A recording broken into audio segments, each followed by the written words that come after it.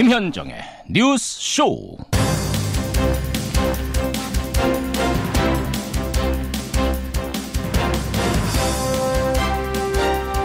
애청자 여러분 안녕하십니까. 국정원의 특수활동비 한 해 4,800여억 원이 책정돼 있습니다. 영수증 없이도 쓸 수 있는 특별한 예산. 그만큼 국가를 위해서 은밀하고 귀중한 정보를 수집하는 데 쓰라. 이래서 책정된 돈일 테죠. 그런데 그 돈이 은밀하게 청와대 인사들의 쌈짓돈으로 흘러들어갔다. 그것도 매달 1억 원씩 007 가방에 담아서 4년 동안 40억 원을 전달했다. 글쎄요. 007 가방을 든 걸 보니 겉모습은 정보원이 맞긴 맞는 것 같은데 그 안에 든 것이 정보가 아닌 뇌물 다발이었다니 떠올려보자면 참으로 우픈 광경입니다. 11월의 첫날 김현정의 뉴스쇼 출발합니다.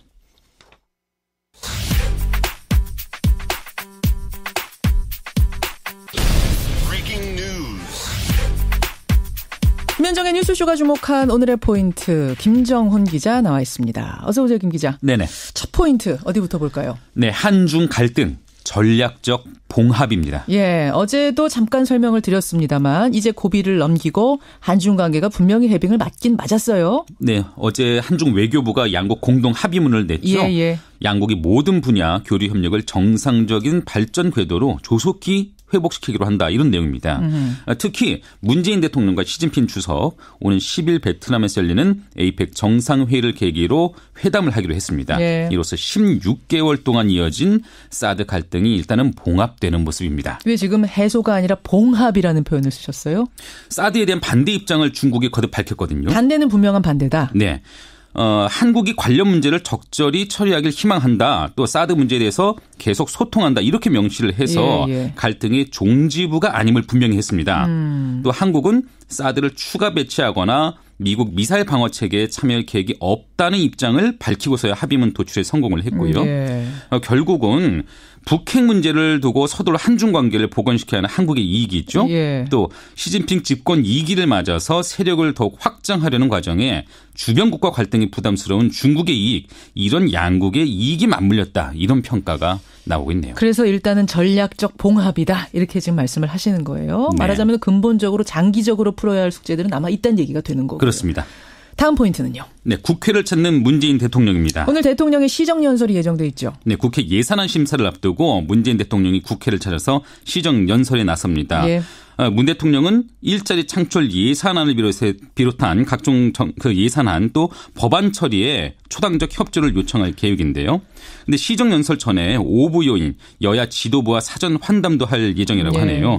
특히 신방송장악 공세 이런 공세를 펴고 있는 자유한국당은 여전히 냉랭한 기류인데 그렇죠. 대통령 시정연설에 어떤 반응을 보일지 지켜봐야 되겠습니다. 대통령 시정연설을 보이콧하는 거 아니냐 이런 얘기도 나오던데 그 부분도 한번 보시면 좋겠습니다. 마지막 포인트 뭔가요? 네, 어금니 아빠 이영학 사건의 결말입니다. 오늘 검찰이 최종 수사 결과 발표하죠. 네, 경찰로부터 넘겨받은 사건을 수사해온 검찰이 수사 결과를 발표하고 이영학 씨를 재판에 넘기는데요.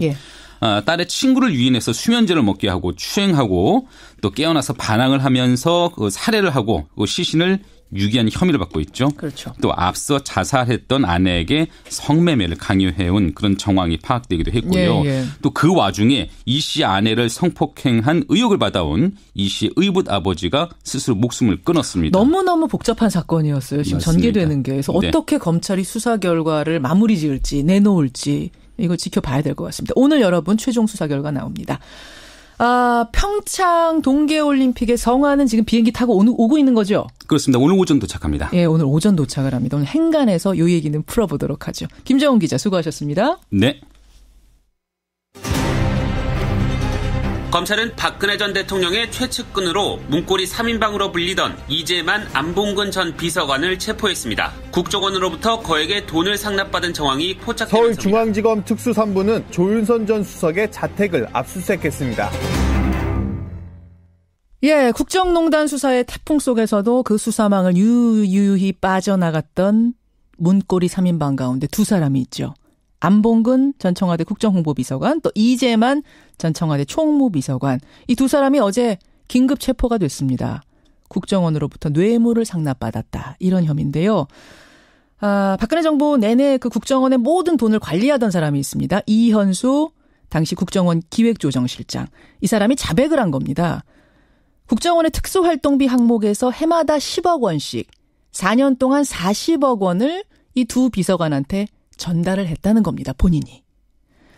그런가 하면 조윤선 현기환 정무수석에게는 국정원의 추명호 국장이 월 500만 원씩을 전달했다. 이 사실도 밝혀졌죠.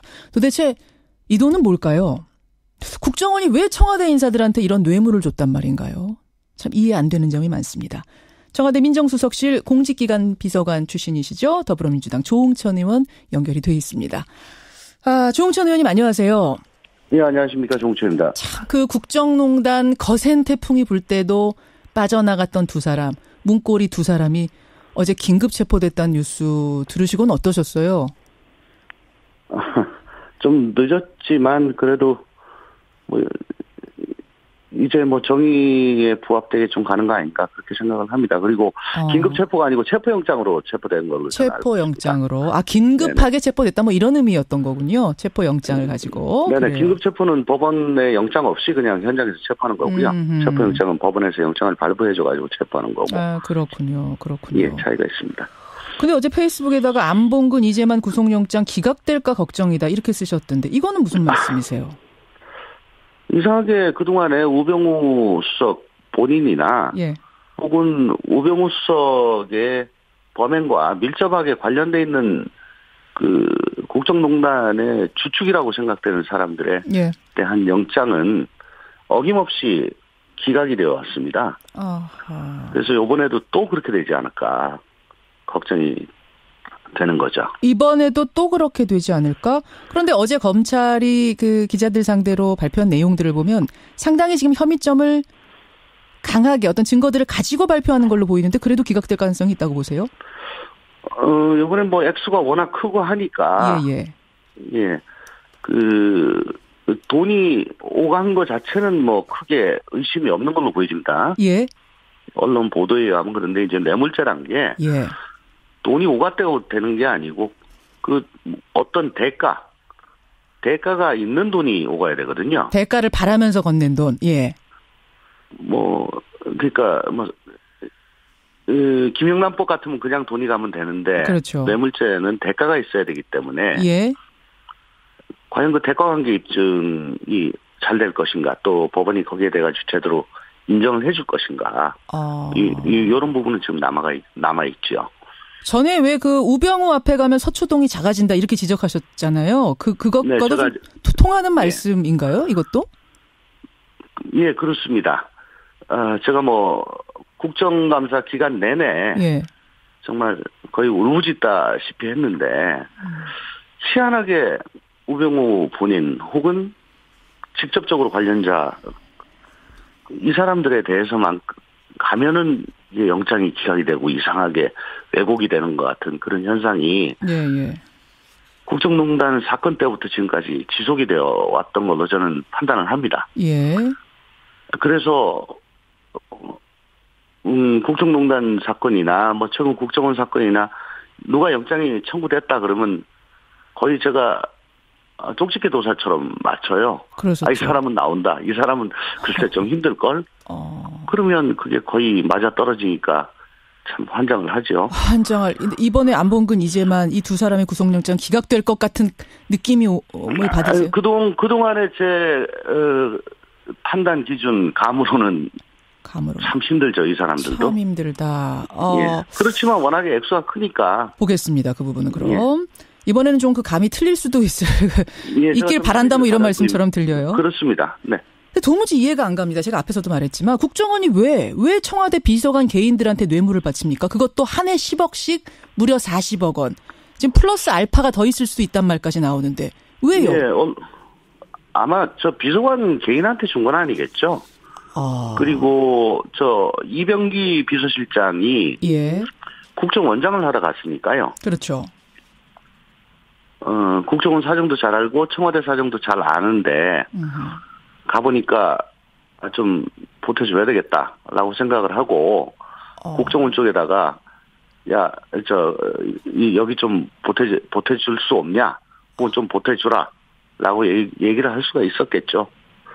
뭐 제 추측입니다. 그런 연결고리를 지금 생각하시는 거군요. 결국 안봉근, 이재만 두 사람의 뭐 개인 용돈처럼 뇌물을 준 것이 아니라 그 사람들은 받는 사람이었을 뿐이고 그 돈에 그건 뭐 아직 수사 중이기 때문에 제가 뭐라고 단정하기가 힘들지만 언론 보도를 종합해 보면 그런 거 같고요. 그럼 최종 기착지는 박근혜 전 대통령이었을 가능성이 크다고 보시는 거예요? 합리적 의심입니다만. 박근혜 전 대통령의 청와대 그중에서도 핵심 파트 그쪽에서 필요한 거 아닌가 싶습니다. 핵심 파트면 어디가 핵심 파트입니까?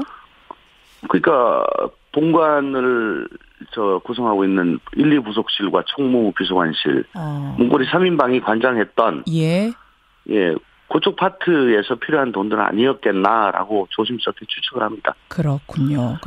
사실은 이제 그런 의심을 하는 분들이 그렇게 의심할 만한 이유는 지금 국정원에서 청와대로 건넨 돈의 형태를 보면은 안봉근, 이재만 비서관한테는 매달 1억씩 국정원 기조실장이 전달을 합니다. 007 가방에 담아서. 근데 조윤선 현기환 정무수석한테는 매달 500만 원씩 국정원의 추명호 국장이 전달을 했다. 그러면은 직급상은 비서관이 정무수석보다 낮은데도 불구하고 훨씬 더 많은 돈을 또 훨씬 더 높은 국정원 직급한테 받은 셈이 되거든요. 그래서 이게 과연 그 비서관 개인에게 건넨 뇌물이겠는가 의심들을 다 하고 있었는데 비슷한 의심을 하시는 거군요. 조 의원도. 뭐 아직 수사 중이니까 단정하기 힘듭니다. 다만 이런 말씀드리고 싶은 게 국정원은 철저히 원장 중심이에요. 원장이 모든 걸 결정하면 거기에는 이론 없이 그냥 따릅니다. 그래서 이병기 원장이나 그전에 남재준 원장 또 이병호 원장 이런 사람이 주라고 하면 그냥 줄 수밖에 없어요. 주라고 하면. 그리고 전달자의 직급 같은 건 별로 중요한 것 같지가 않고요. 전달자보다는 원장이 주라고 하는데 액수가 좀 많은 거는 암만 해도 기조실장이 가지 않았을까. 작은 거는 실국장이 가지 않았을까. 그렇게 추측만 할 뿐입니다. 그렇군요. 그리고 여기서 추명호 국장 이름이 또 나옵니다. 추명호 국장. 이번 상황 전개되는 거 보면 추명호 국장 이름이 자주 나와요. 이분에 대해서는 어떻게 알고 계십니까? 추명호 국장은 국정원의 우병우예요. 국정원의 우병우다? 네네네. 그게 무슨 말씀? 국정원에서 정권을 휘둘렀습니다. 청와대 안에서 우병우가 정권을 휘두른 것처럼 국정원 내에서 우병우처럼 또 정권을 휘둘렀어요. 국내 파트가 가장 그동안에 중요하다고 했고 힘이 셌는데 국내 파트를 총괄하는 차장, 2차장, 2차장을 무력화시키고 또 경우에 따라서는 원장도 무력화시키고 청와대 문고리 혹은 우병우와 직거래를 한 사람입니다. 직거래를 한 사람이 아니 일개 국장이 어떻게 국정원장까지 무력화시킬 정도의 힘이 생깁니까? 그거는 대통령의 최측근들이 그렇게 신임을 하면 그건 가능한 거죠. 최측근들이. 그럼 이 사람을 그렇게까지 신임했던 사람은? 우병우. 그리고 안봉근. 이재만. 그렇게 저는 생각을 합니다. 그렇군요. 지금 보면 말입니다. 국정원에 파견된 검사들까지도 검찰 수사를 방해하기 위해서 지금 가짜 사무실을 차려서 압수수색하는데 대비하는데 참여를 하고 또 뭐 수사 재판 과정에서 국정원 직원들한테 허위 증언을 시켰다고 하고 그 과정에서 변호사가 또 자살을 하기도 하고 이야기가 복잡하게 돌아가요. 이건 어떻게 보고 계세요? 저는 청와대와 국정원을 다 근무를 했는데 이번 사건 보면서 조금 이상하다. 어떤 면이요? 왜냐하면은 국정원은 철저히 원장 중심이고 또 외부인에 대해서 배척하고 차단을 합니다. 근데 지금 그 범행을 했다는 것이 허위 사무실로 안내를 했다는 것이 이 사람들이 국정원에 들어간 지 1주에서 3주 되던 때예요. 그때는 이 국정원이 미로처럼 돼 있기 때문에 외부에서 파견돼 가지고 간 사람들은 이게 뭐 천지분간을 못하는 상황입니다. 그리고 국정원에서 이 사람들 그때 뭐 2, 3주 만에 내부자로 인정을 해주지도 않고요. 그러니까 그리고 이 사람들이 또 검사를 그만두고 거기 직원으로 간 게 아니고 파견검사로 갔거든요. 파견으로 갔죠. 그러면 파견 기간 끝나면 이제 검사로 다시 돌아와야 되는데. 예.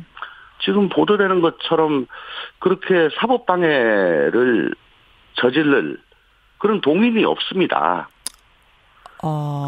예. 그리고 조금 이상한 게, 이 사건은 국정원의 적폐청산 TF에서 이게 발굴된 게 아니고요. 언론을 통해 가지고 집중적으로 보도가 되고 검찰이 수사를 시작한 건데, 그 보도 시점이 추명호가 영장이 기각된 10월 20일로부터 이틀 지난 10월 22일부터 보도가 됐어요. 그래서 제가 2014년에 한번 그 13시 문건 사건으로 국기 문란사범이 되고 대통령께서 뭐 엄단하라라고 해서 검찰한테 한번 수사를 받지 않았습니까? 그러셨죠. 그때 제 느낌, 그 절망적인 느낌, 사자가 막 달려드는 느낌. 그런 기시감이 지금 자꾸 들어요. 그래서 제가 드리고 싶은 말씀은, 이 사람들이, 물론 그쪽 파견 나가가지고 그쪽에 뭐 댓글 사건은 정당했다라고 하는 것만 믿고 이렇게 했을 수는 있는데, 억울한 사람이 나오면 안 되겠다라는 생각이 듭니다. 이번 자살 보면서도 예전에 지금 겪었던 그 당시가 떠오르셨어요. 뭔가 그런 식으로 좀 석연치 않은 자살이다라는 생각이 드셨단 말씀이세요. 그러니까 자살한 거는 국정원 내부 직원이고요. 그러니까 이 사건 직원이고. 돌아가는 그 상황들을 보면서. 그렇죠. 파견된 지 2, 3주밖에 안 되는 검사들이 핵심적인 역할을 했다? 그러니까요. 이거는 국정에서는 있을 수가 없는 일이에요. 알겠습니다. 이 이야기는 이제 좀 뇌물건하고는 또 조금 다른 이야기였는데 그 부분도 좀 보면서 이상한 생각이 드셨다는 말씀이시죠. 그러니까 뭐 아무리 조심해도 지나치지 않으니까요. 희생자가 나오지 않도록 하는 건. 다시 이야기를 조금 돌려서 말입니다. 국정원의 이 청와대 불법 자금 상납이 사실이라면 뭐 이거 사건이 간단치가 않은데 거기다가 그 돈이 정치권, 당시 여권으로까지 흘러갔다면 더 상당한 뉴스가 될 겁니다. 이 가능성은 어떻게 보세요? 글쎄요. 그거는 뭐 지금 수사 중이니까 제가 뭐라고 말씀드리긴 힘든데 우선 안봉근 이재만한테 갔던 거는 청와대 비서실하고는 무관하게 그 핵심 그룹에서 사용하려고 했던 거 아닌가 하는 생각이 들고, 왜냐하면 오늘 아침 보도를 보니까 또 조윤선 수석이나 행정안 수석 말고도 모든 수석실에 한 달에 500만 원씩 돈이 갔다는 보도가 있어요. 다른 보도가 또 나왔군요. 네네네. 그러니까 청와대가 예산이 좀 작습니다. 작기 때문에 아껴 쓰고 여름에 에어컨도 안 켜고 그렇게 살았었는데 이걸 가지고 뭐 정치권에 줄 여유도 없었을 거고. 그건 아니었을 것으로 본다. 청와대가 정치권에 돈을 줄 위치가 아니죠. 청와대가 거의 대부분의 입장에서 보면 갑이라고 할 수가 있는데. 알겠습니다. 여기까지. 수사가 돼봐야 알겠지만 그건 조금 아닌 것 같습니다. 뭐 여기까지만 들어도 충분히 충격적이네요. 조홍천 의원님 말씀 고맙습니다. 네, 감사합니다. 더불어민주당 조홍천 의원이었습니다.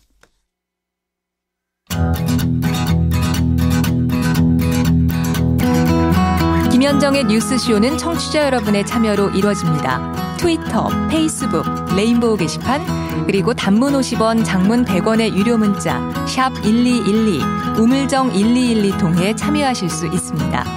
김현정의 뉴스쇼, 여러분과 함께 만듭니다. 김성환의 행간 시사평론가 김성환 씨 나오셨습니다. 어서 오십시오. 네, 안녕하세요.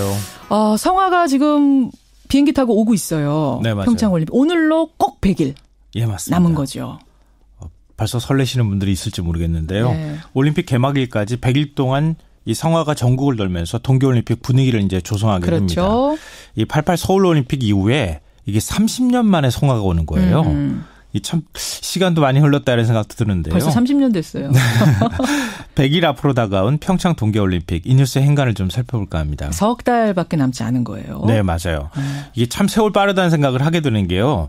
이 삼수 끝에 겨우 유치에 성공했잖아요. 그렇죠. 그래서 평창 동계올림픽 연다 계속 얘기를 했는데 이제 정말 100일 카운트다운에 들어갔습니다.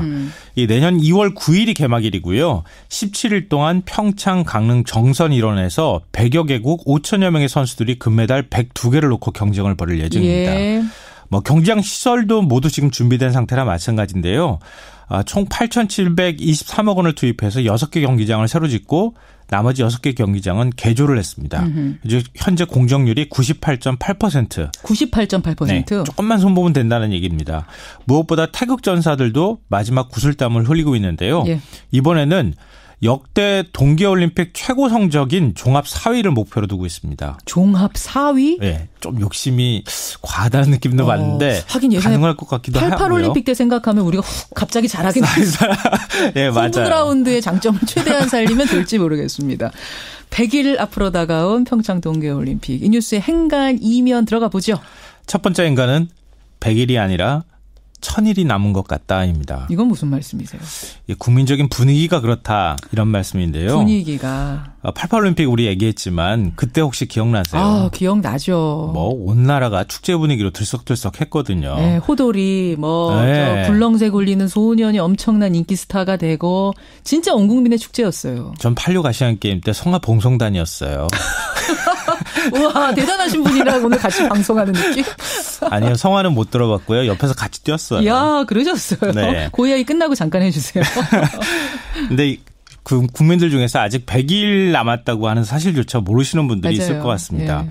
그러니까 올림픽 입장권이 얼마나 팔렸느냐 이걸 보면 또 알 수가 있는데요. 평창올림픽 입장권 얼마나? 30%대밖에 안 돼요. 지금 판매율이. 팔고 있어? 이거 모르시는 분도 많을걸요. 예. 예매하고 지금이라도 있습니다. 늦지 않았습니다. 예.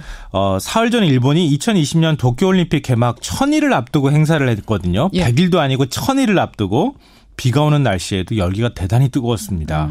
그런데 우리는 올림픽 방송을 주관하고 붐업을 해야 되는 역할을 해야 할 공영방송 KBS, MBC는 60일 가까이 지금 파업 중에 있습니다. 그렇죠. 이럴 때 방송 역할이 좀 중요하거든요. 그러니까 분위기만 보면 100일이 아니라 1000일 남은 것 같다 이런 얘기입니다. 그러니까 방송사들은 지금 진통을 정상화 과정 진통을 겪는 네. 중인데다가 최순실 국정농단 사태가 한바탕 휘몰고 가기도 했고 여러 가지 상황들이 안 받쳐주니까 국민들은 100일인지도 모르고 있고. 네, 다른 데 신경이 다 지금 가 있는 거죠. 자, 두 번째 행간은 뭡니까?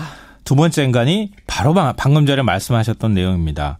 최순실 국정농단 트라우마 상처가 너무 크다입니다. 커도 너무 크다. 네, 동계올림픽 분위기가 조성되지 못하는 거는 예전하고 좀 다르게 대규모 스포츠 이벤트에 대한 국민들의 피로감도 좀 있거든요. 예. 그렇지만 최순실 국정농단 사태 영향이 가장 크다고밖에 볼 수가 없습니다. 저도 동의해요. 네, 경기장 시설 짓는 이권 사업에 뛰어들려고 시도를 하고 이 과정에서 올림픽 조직위원장이 2번이나 경질이 됐잖아요. 예.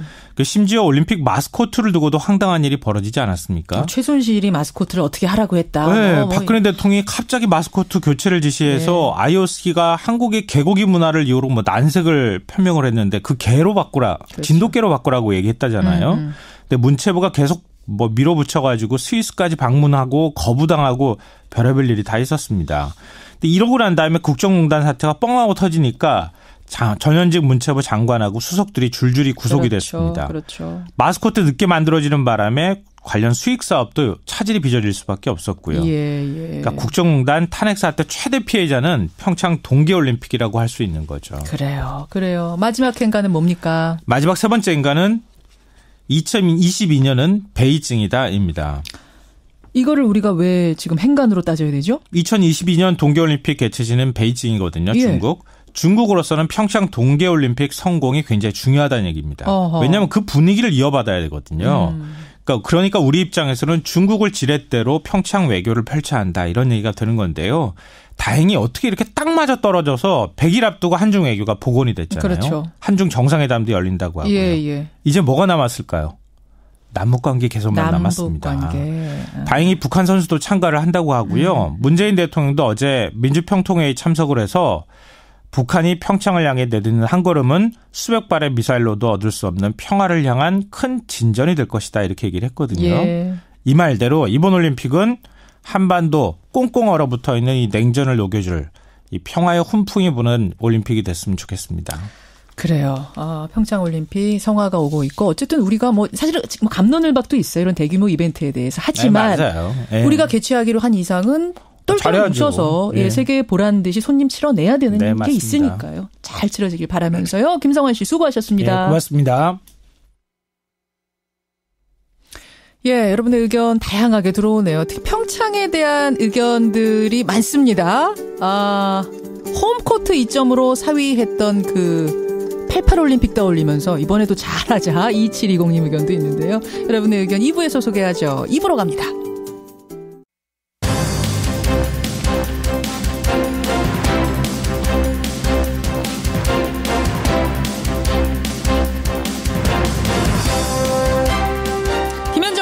쇼 2부 출발합니다. 아까 김성환 씨의 그 발언 중에 제가 살짝 좀 정정을 하고 가야 될 게 있을 것 같아요. 북한이 평창올림픽에 참여 의사를 공식적으로 밝힌 건 없습니다. 다만 좀 긍정적인 분위기가 감지되고 있는 건 사실입니다. 그래서 사실은 좀 좋은 쪽으로 해석을 할 수 있는 상황이라는 것, 요 정도까지 가는 게 맞는 것 같고요. 김성환 씨의 바람이 아예 확정적인 것으로 좀 느껴졌던지 오해하시는 분은 없었으면 좋겠고요. 정말 북한까지도 참석을 해서 풍성한 올림픽이 됐으면 좋겠다. 이런 바람 저도 가져봅니다. 오늘 2부에서는 대한민국 게임판을 농단하는 4대 기둥이 있다. 국회 교문위 국감장에서 게임물관리위원장이죠. 여명숙 위원장이 한 이 폭탄 발언이 어제 하루 종일 일파만파 큰 위력을 발휘했습니다. 그런데 이 4대 농단 세력으로 지목된 당사자들은 이거는 완전 허위 사실이다. 명예훼손이다. 강하게 주장을 하고 있죠. 이 4대 농단 세력으로 지목된 당사자 중에 한 분, 그 당사자를 잠시 후 직접 만나보겠습니다. 요즘 인터넷에서 유행하는 말이 있죠. 그런데 다스는 누구 거냐? 다들 한 번쯤 들어보셨을 겁니다. 다스의 실소유주가 이명박 전 대통령이 아니냐, 그 의혹을 풀어달라는 요구가 본물처럼 쏟아져 나오는 건데, 오늘 라디오 재판정에서는 좀 특별하게 이 다스를 재판정 위에 올려놔 보겠습니다. A부터 Z까지 여러분의 궁금증, 쉬운 문제부터 풀어보죠. 이틀 전에 막을 내린 2017 프로야구 한국 시리즈, 참 기아 타이거즈가 손에 땀을 쥐는 승부 끝에 우승을 확정지었는데요. 그 우승의 주역, 한국 시리즈 MVP 양현종 투수. 양현종 투수 오늘 인터뷰 준비가 돼 있습니다. 질문들 보내주세요. 50원의 단문 100원의 장문 유료 문자 샵 1212 카톡 레인보우까지 열어놓고 출발합니다. 게임판의 농단이 심각하다. 청와대 전병헌 정무수석의 친척과 지인들, 그리고 그 친척이 속한 게임 언론사, 문화체육관광부 게임과, 그의 고향 후배를 자처하는 게임판의 김모 교수 등등이 게임판을 농단하는 4대 기둥이다. 교문위 국정감사 현장에서 여명숙 게임물관리위원장이 내놓은 폭탄 발언입니다. 여명숙 위원장은 아시죠? 작년에 최순실 국정농단 청문회에서 차은택 씨의 국정농단 행위를 거침없이 폭로해서 주목을 끌었던 바로 그 인물이죠. 그런 여 위원장이 이번에는 게임판에 농단 세력이 있다. 그러면서 심지어 현직 청와대 고위 관계자가 중심에 있다는 얘기를 했으니 이게 이목이 집중될 수밖에 없는 상황입니다. 자, 게임판의 4대 농단 세력으로 지목된 당사자들 지금 모두 강하게 반발하고 있는데요. 그중에 한 분을 직접 연결해 보겠습니다. 녹색소비자연대의 윤문용 ICT 정책국장 연결해 보죠. 윤 국장님 안녕하세요. 네, 안녕하세요. 윤문용입니다. 실명까지 거론이 되셨어요? 예. 그 소식을 딱 듣고는 어떠셨어요? 일단 황당했죠. 전혀 근거 없는 허위의 주장입니다. 근거 없는 허위 주장. 하나하나 따져보죠. 그러니까 여명숙 위원장의 주장은 이겁니다. 확률성 아이템 게임, 이게 사행성 게임의 규제가 잘 안 되고 있는데 그게 왜 그런 거 하니 그걸 방해하는, 규제를 방해하는 농단 세력이 있다. 모 정치인의 친척을 빙자한 사람과 그 지인들, 그리고 가짜 뉴스를 생산하는 댓글 부대 등 해서 4개 세력이 있다. 이렇게 얘기를 했어요. 그래서 그 모 정치인이 누구냐? 국감장에서 물으니까 전병헌 정무수석이다. 이렇게 답을 한 겁니다. 그 사람의 친척을 빙자한 사람으로 윤 국장을 실명으로 거론한 거고요. 예. 진짜 전병헌 수석 친척이세요? 그건 맞습니까? 사실이 아니고요. 빙자한 적도 없습니다. 예. 친척 아니세요? 예. 그러면 두 분은 과거에 어떤 관계가 있긴 있으십니까? 이제 전병헌 수석님이 이제 국회의원 하실 당시에 비서관으로 근무를 했었던 그런 인연은 있죠. 비서관으로 근무를 했었던? 예. 비서관으로 근무를 했지만 친척은 전혀 아니고 빙자한 적도 전혀 없고. 그렇죠. 예. 그럼 일단은 관계를 설명하는 팩트에서 틀렸다는 말씀이시네요. 네, 맞습니다. 그러면 여 위원장이 게임판의 농단이라고 문제 제기한 그 내용 부분을 한번 들여다보겠습니다. 도박과도 같은 확률성 게임에 대한 규제가 제대로 되지 않아서 지금 청소년들이 이 사행성 게임에 중독이 되고 있고 어린아이들이 1,500만 원, 4,000만 원 막 돈을 날리고 있다. 그래서 규제를 해야 되는데 이 게임판의 농단 세력들이 그걸 막고 있다는 겁니다. 어떤 식으로냐라고 하니까 규제를 완화하는 법안을 내고 그 지인들은 그걸 게임판에 자랑하고 다닌다. 우리가 규제 완화하는 법안 냈다는 걸. 이렇게 주장을 했어요. 어떻습니까? 이 내용 부분은. 예, 그 내용도 전혀 사실이 아니고요. 2010년에 발의해서 2011년에 통과됐던 게임산업진흥법은 이제 오픈마켓 게임법이라고 당시에 이제 구글하고 애플의 이 게임 스토어에서 게임 서비스가 중단이 됐었습니다. 한국의 심의 문제 때문에. 그래서 이제 게임을 이용하고자 하는 유저들은 모바일 마켓에서 국적을 홍콩이나 이런 데로 바꿔서 이제 게임을 다운로드 받아야 되는 그런 상황이 발생했던 거죠. 그런 상황을 해결하고자 나왔던 법인 거죠. 그거를 전병헌 당시 의원이 그러니까 법안을 발의하신 거군요. 네네. 그래서 그게 통과가 됐던 거고요. 그렇죠. 바로 그 법안을 내서 규제를 풀어준 것. 이제 그 부분에 대해서 여 위원장은 이게 농단을 한 거다. 이렇게 지적을 하고 나선 것 같습니다. 어떻게 생각하세요? 여명수 위원장님이 이제 위원장으로 취임하신 건 2년 7개월 전이고요. 당시에 이제 모바일 게임 관련돼서 논의를 한 거는 2010년, 11년이죠. 여명수 위원장이 본인이 취임하시고 나서 어떤 그 확률화 아이템에 대한 규제, 또 뭐 결제한도, 모바일 결제한도에 대한 어떤 새로운 규제, 이런 것들을 게임을관리위원회가 만약 시행하고자 했던 것과 당시의 법안 논의는 전혀 시점이 다릅니다. 일단 시점 다. 그래서 위원장이 뭔가 규제를 추진하는 데서 그 법이 방해됐다는 건 말이 안 되는 얘기인 거죠. 벌써 2-3년 전 얘기인 거죠. 훨씬 전의 시점 얘기다. 여 위원장이 지금 근무할 때랑 뭐 상관은 없는 시점이라고 하지만 여 위원장은 그때부터 혹시 이제 농단 세력이 그렇게 방해해온 거 아니냐 뭐 이런 의도로 얘기했다라고 치면 법안 내용 자체에 대해서는 어떻게 생각하세요? 그게 정말 농단이라고는 생각하세요? 그 문제는 아마 그렇게 되면 한국 게임 회사들이 일단 다 망했을 거고요. 지금 다들 모바일 게임으로 서비스를 해야 되는데 국내 회사들이 게임을 만들어도 스마트폰 이용자들은 국적만 해외로 바꿔서 이용할 수 있는 그런 환경은 돼 있는 거죠. 어차피 할 사람은 다 한다. 그렇죠. 국적만 바꿔서 하면 되니까. 국내 게임에서는 국내에서 서비스 못하는 그런 웃지 못할 상황이 발생을 하는 거죠. 그렇기 때문에 불가피한 선택이었다 이런 말씀이신 거군요. 불가피한 선택이 아니라 당연히 국회가 해야 되는 일이었기 때문에 당시 국회에서 논의를 했던 거죠. 그렇군요. 그러면 이 확률형 아이템 게임에 대한 윤 국장님의 개인 입장은 어떤 거세요?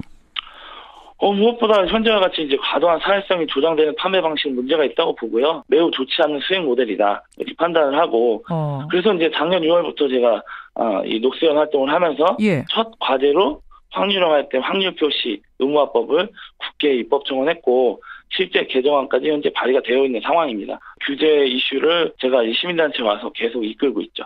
근데 토론회 같은 곳에 나가서 게임물관리위원회가 없어져야 한다 이런 주장을 하신 적은 있습니까? 뭐 그런 표현보다는 이제 현재 조직 운영 기준 이런 거를 좀 이 세계적으로 보더라도 콘텐츠 시민은 민간에서 자율로 하고 사후 규제를 보다 강력하게 하는 것이 올바른 방향이다 이렇게 보는 거죠. 그러면은 좀 지금 듣고 보니까 오히려 게임물 규제에 찬성하는 입장을 가진 윤 국장을 왜 여명수 위원장은 콕 찍어서 국정농단 4대 세력 가운데 하나라고 했을까? 이게 잘 이해가 안 되는 상황인데 뭐 짚이는 게 있으세요? 저도 그 점이 궁금해서 어제 좀 살펴봤는데 농단 4대 기둥으로는 이제 저와 데일리게임이라는 매체, 김정태 교수, 그리고 문화부 게임과 거기에 이제 의원님들한테 설명할 때는 일부 노조까지 이렇게 넣어서 표로 설명을 했습니다. 그러면 4+1이네요? 그렇죠. 그래서 데일리게임은 여명수 위원장 비판 기사를 썼다가 현재 언론중재위 소송 중이고요. 김정태 교수는 국정농단 세력이었던 이 김종덕 전 장관 시절에 임명된 이 게임계 낙한산 인사라고 해서 여 위원장 사퇴를 촉구하는 활동을 했습니다. 또 이제 깨관이 노조는 국감 직전에 이제 여 위원장 사퇴 촉구 성명서를 냈습니다. 노조. 저는 조동래 의원님이 주최한 토론에서 깨관이 인사, 운영 등의 문제를 지적한 바 있는데 결국에는 이제 여 위원장을 비판한 이제 공통점이 있는 것이죠. 문화체육관광부 게임과는 어때요? 게임과. 이제 게임과 같은 경우에는 그 게임을 관리위원회 기관은 상위 기관으로서 그 둘 간의 관계는 이제 제가 자세히는 모르겠습니다. 대략적인 공통점을 찾아보자면 여 위원장에게 비판적인 어떤 입장을 견지했던 사람들. 그렇죠. 그래서 마치 비판을 농단으로 바꾸고 그것도 부족해서 이슈화를 위해서 허위 사실로 청와대 고위 관계까지 엮은 것이다. 저는 이렇게 생각하는 거죠. 근데 이제 농단이라고 표현을 한 걸 보면 농단. 보통 농단이라는 말은 최순실 국정농단 때도 우리가 경험했습니다. 뭔가 뇌물을 받고 그러니까 부정한 돈을 받고선 어지럽힌 세력을 의미하잖아요. 저희 국민들이 딱 들었을 때는 그럼 뭔가 게임물 산업체로부터 뭔가를 받았다, 뒷돈을 받은 세력이라는 의미인가 이런 생각을 했어요. 그냥 규제를 반대한다 뭐 이 정도 차원이 아니라 그건 어떻게 보세요?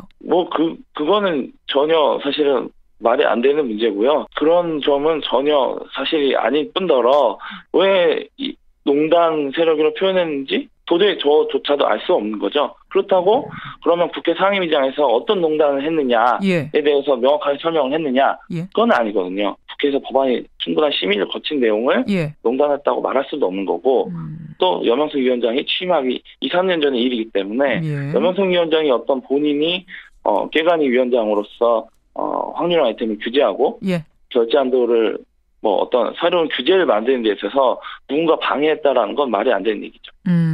알겠습니다. 지금 말씀 들어보니까 하나부터 10까지니까 다 허위다 이런 말씀이신데 법정 대응도 생각하고 계세요? 그렇죠. 이 기관 증인으로서의 국감 발언은 국회 증권법에 따라서 그 책임이 더 무겁거든요. 허위 내용에 대해서는 당연히 민원사상 책임을 물을 예정입니다. 전병헌 수석하고도 혹시 연락 취해보셨어요? 지금 같이 이게 엮여서 국감장이 거론이 되셨기 때문에 그분도 사실이 아니라면 상당히 황당하셨을 것 같은데. 뭐 내용에 대해서는 이제 언론에 나온 내용에 대해서는 충분히 이제 설명을 드렸고 그런 부분에 있어서는 뭐 저도 이제 추가적인 내용들은 이제 보도를 통해서 확인을 했습니다. 전병헌 수석도 어제 보도자료를 냈죠. 전혀 사실 무근이다. 법적 대응을 취하겠다. 이런 입장을 냈다는 거 제가 전해드리고요. 저희가 여명숙 게임물관리위원장에게도 인터뷰 요청을 드렸습니다. 하지만 응하지 않았다는 점 말씀을 드리겠습니다. 윤문용 국장님 고맙습니다. 예, 감사합니다. 여명숙 위원장에 의해서 게임 농단 세력으로 지목된 당사자죠. 녹색소비자연대 윤문용 아이스티 정책국장 만났습니다.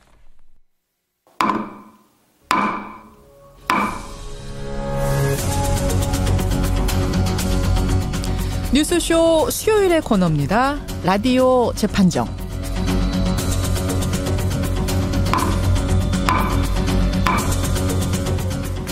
라디오 재판정 오늘도 두 분의 변호인 모셨습니다. 노영희 변호사 어서 오세요. 네, 상큼한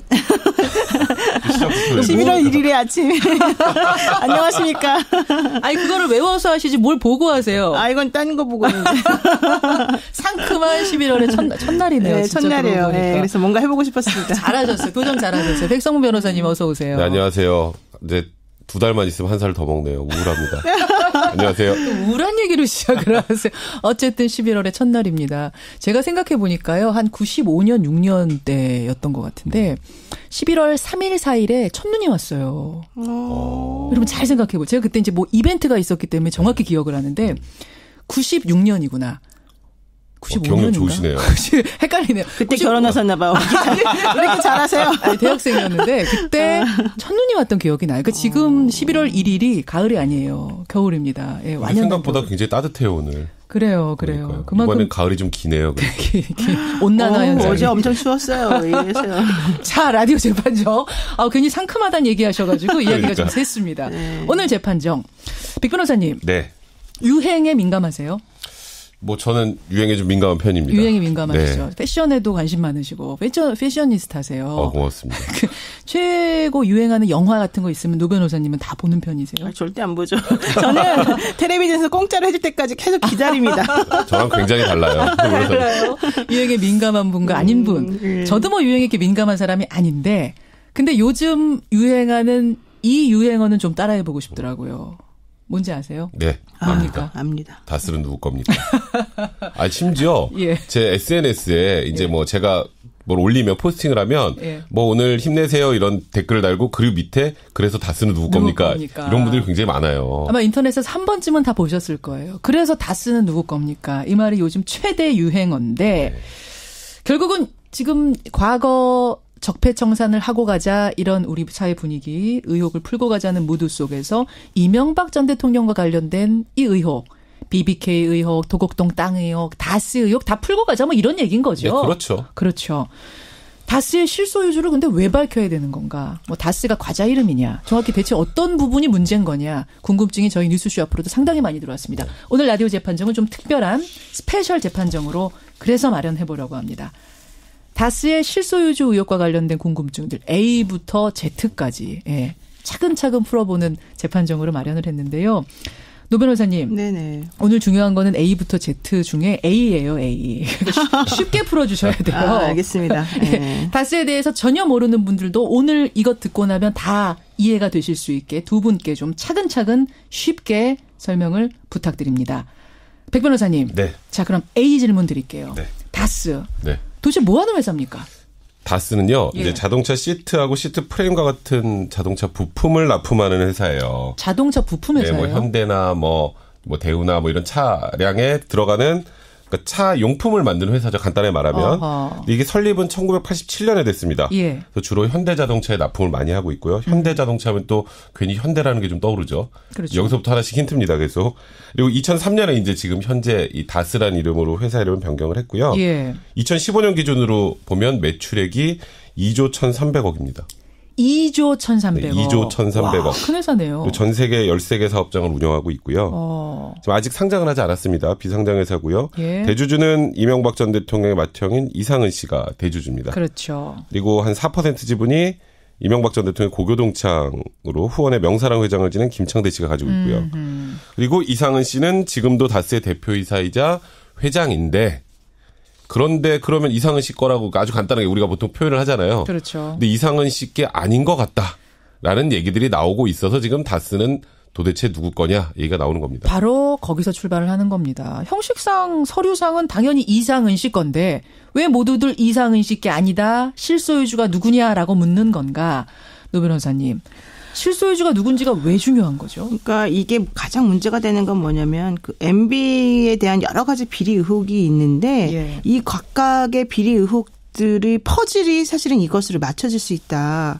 그래서 별개의 사안으로 보이던 뭐 예를 들면 도곡동 땅 의혹 같은 게 있지 않았습니까? 예. 이것하고 그 BBK 주가 조작 사건 같은 것들이 연결된다라고 하는 그런 고리를 우리가 이것 때문에 찾아볼 수가 있는데. 자, 여러분 머릿속에다가 삼각형을 하나 그려보세요. 그 중간에 다스가 있습니다. 왼쪽에 도곡동 땅 의혹이 있고 오른쪽에 BBK 주가 조작 사건 의혹이 있습니다. 네. 이 세 개가 다 그러니까 연결이 된다는 얘기군요. 네, 그림을 한번 딱 머릿속에 그려보시고 생각해 보시면. 그리면서 따라오세요. 네, 제가 먼저 도곡동 땅 의혹 관련된 내용을 말씀을 드리면. 그러시죠. 그 85년도에 그 MB의 처남하고 형 이상은 씨가 도곡동 일대의 땅을 엄청나게 많이 매입을 하지 않습니까? 도곡동 일대의 땅은 다 그분들 거였다 할 정도로 사들였어요. 그런 다음에 지하철이 개통이 되거든요. 예. 그러니까 엄청난 차익이 생겼습니다. 그리고 이것을 1995년에 포스코에 되팔아버립니다. 예. 그러니까 그 차익이 고스란히 이들 형제 내지는 가족에게 다 남겨진 거겠죠. 이 상황에서 형 이상은 씨 목의 일부가 MB의 차명재산이라는 의혹이 제기가 됐었었고. 그러니까 이상은 씨하고 처남 걸로만 돼 그렇죠. 있는데 예. 거기에 사실은 이명박 전 대통령 차명재산이 있다라는 의혹이 제기가 됐어요. 네네. 그래서 이제 그게 2007년도 한나라당 대통령 후보 경선하는 그 당시에 전당대회 6일 전에 이제 검찰에서는 아니다. 이거는 이상은 씨 땅이 아니라 제3자의 차명재산이다. 이렇게까지는 보고가 됐어요. 아, 이상은 씨게 아닌 건 맞다. 네. 제3자의 차명재산이다라고까지는 검찰이 밝혀냈어요. 그러니까 중요한 건 그게 그렇다면 제3자가 과연 이명박이냐 아니냐 이게 사실 문제였었는데 그렇죠. 다음 날 대검찰청 정동기 차장 이분 이름을 기억하십시오. 정동기. 정동기 차장이 곧바로 도곡동 땅은 이명박 후보의 소유라는 증거가 없다 이렇게 말했죠. 여기서 중요한 부분이 뭐냐면 이명박 전 대통령 그러니까 그 당시 이명박 후보 그렇죠. 소유가 아니다라고 얘기한 게 아니라 소유라는 증거가 없다. 네, 아직까지는 소유라는 증거가 없다. 그렇게 된 거죠. 네. 백 변호사님. 그래서 아주 간단하게 말하면 현재 그 도곡동 땅 그 판매했던 그 도곡동 땅은 잠깐만요. 거기서 그런 식의 이상한 설명이 있은 다음에 그 정동기 대검 차장의 해명 덕분에 MB는 위기를 넘기고 한나라당 대선 후보가 됐지 않습니까? 됐죠. 그런 다음 해 정동기 대검 차장은 청와대 민정수석이 되고요. 그다음에 감사원장이 되고요. 내정되고요. 예. 그러다가 이제 인사청문회는 통과 못했기 때문에 그만뒀지만 어쨌든 일련의 흐름들이 보은 인사처럼 보이는 뭔가가 있었던 그래서 정동기란 이름을 기억하라고 하신 거군요. 네, 근데 지금 다스랑 도곡동 땅이랑 무슨 상관이지? 이런 생각하실 분들이 있는데 여기서 이제 이 연결고리를 하나 먼저 그냥 던져놓겠습니다. 그러시죠. 이 도곡동 땅을 판 돈 중에 굉장히 많은 돈, 157억 원 정도가 다스에 투자가 돼요. 157억 원이 자 아까 삼각형 여러분 그려놓으셨죠. 네. 도곡동 땅에서 다스로 옮겨갑니다. 네, 일단 그렇게 해서 요거 하나. 도곡동 땅과 다스의 첫 번째 연결고리가 이겁니다. 요거 하나 기억하시고 그러면 BBK 주가 조작 사건 이것도 굉장히 복잡하잖아요. 네, 그렇죠. 요거 한번 쉽게 풀어주세요. 네, BBK 주가 조작 사건이라는 건 1999년도에 이제 설립된 투자자문에서 이제 BBK가 옵셔널 벤처스라는 회사의 주가를 1,000원에서 8,000원까지 띄우는 그 주가 조작을 해서 이제 유명해진 사건이었는데. 주가 조작 사건이에요. 네. 근데 이제 문제는 이 주가 조작을 했다도 굉장히 중요한 이슈였지만 이게 누구 거지? 여기도 나옵니다. BBK가 누구 거지? BBK가 누구 그 당시에 아시겠지만 이명박 그 당시 대통령 후보 것이 아닌가라는 의혹이 제기가 됐죠. 원래 대표는 김경준이라는 그렇죠. 사람인데 이 김경준이라는 사람이 자기 입으로 얘기하잖아요. 네, 본인이 이거 제 거 아니고요. 실제 소유주는 MB 거예요. 네, MB 거예요. 그리고 저도 주가 조작의 피해자예요. 나도 이렇게 피해자예요. 주장을 했었어요. 네. 근데 이제 이명박 전 대통령 아니다. 내가 김경준한테 사기당한 거다. 이렇게 주장을 했죠. 그러자 그 증거들이 그때 막 나왔잖아요. 네, 그때 이제 그 대선 후보 시절에 막 갑자기 영상들이 몇 개가 공개됐어요. 2000년도에 이제 이명박 전 대통령이 인터뷰를 하면서 본인이 BBK를 창업했다. 예. 이런 얘기가 이제 중앙일보, 동아일보에 보도가 됐었고요. 이건 이제 인터뷰 건이고. 네, 그다음에 2000년 10월 17일 이제 이게 이제 육성으로 나왔죠. 그렇죠.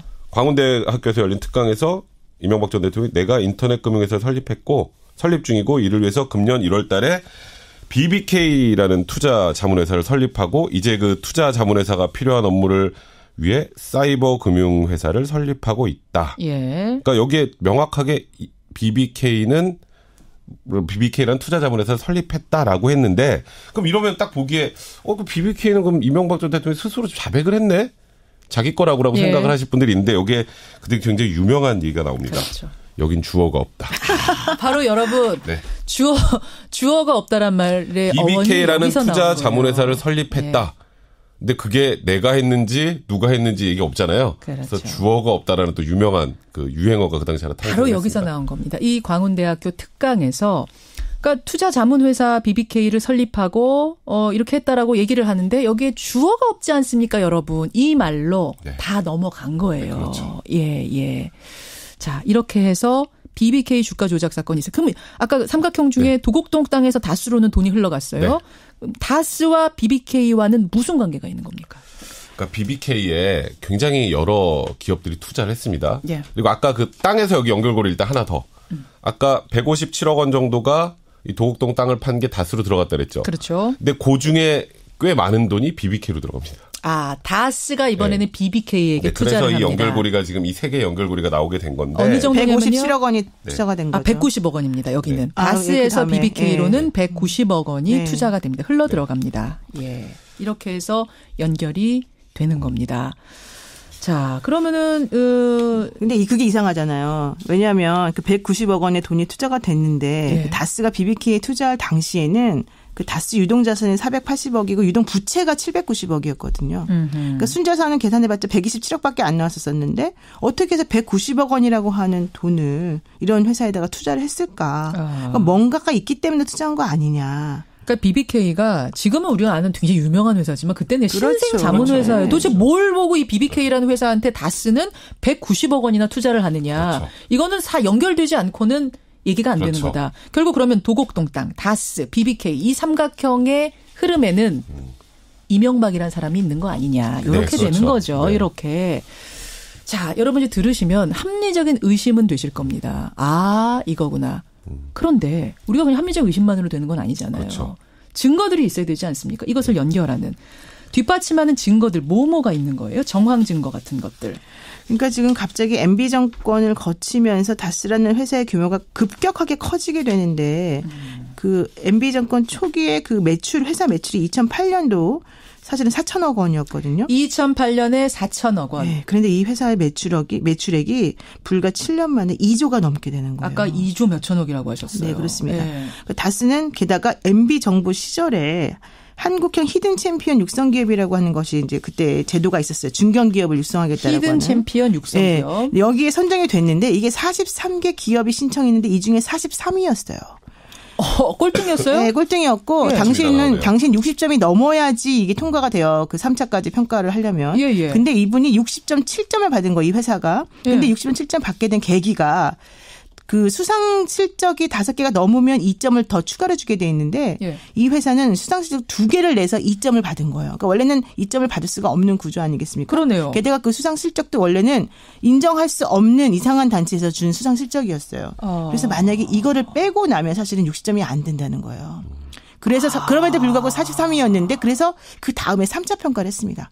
예. 3차 평가는 그냥 정성평가. 그러니까 심사위원들이 알아서 그냥 주는 면접하듯이. 거예요. 네. 근데 그 평가에서 갑자기 35등으로 뛰더니 히든 챔피언이 된 거예요. 진짜 히든 챔피언이. 기적이네요. 기적의 히든 챔피언이 된 거예요. 대단하지 않습니까? 이거 엄청난 기업 아니면 상 줄만 하네요. 그러니까 이게 하필 MB 정부 시절에 그런 일이 이루어졌다 보니까 예. 이게 무언가 대통령 관련 있는 거 아니야가 일단 첫 번째였고 예. 이제 조금 더 구체적으로 들어가면요. 그러죠.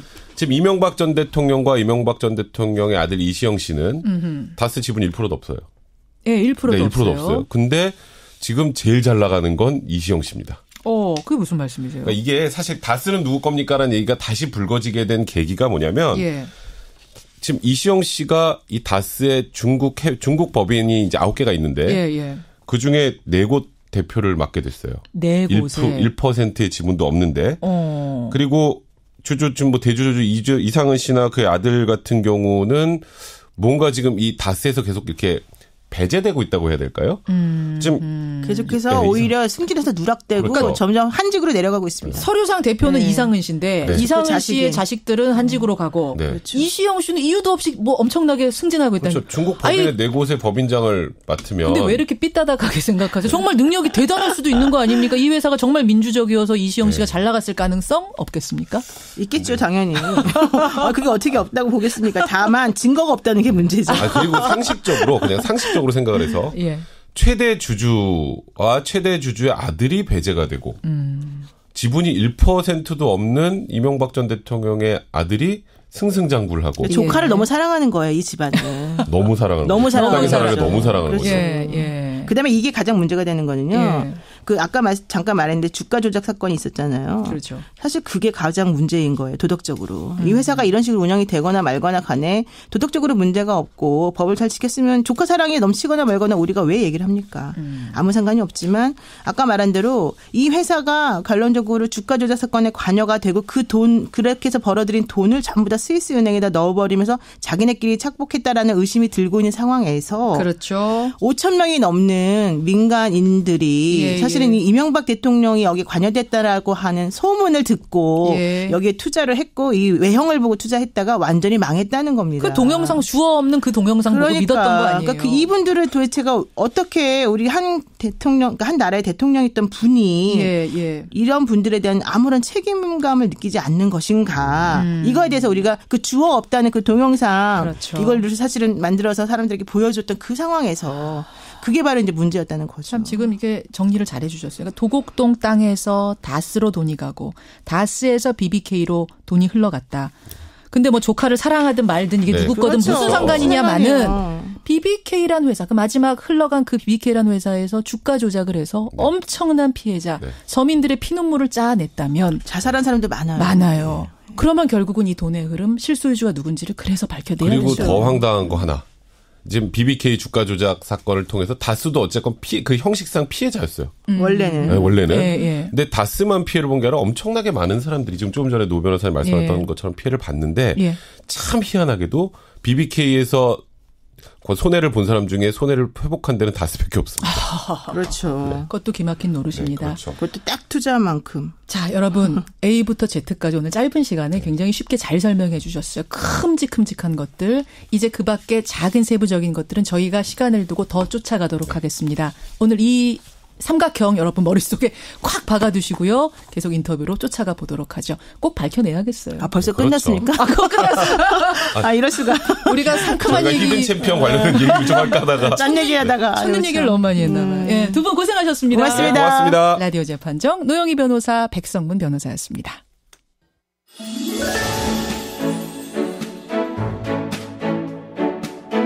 CBS 특집 2017 대한민국 소리유산.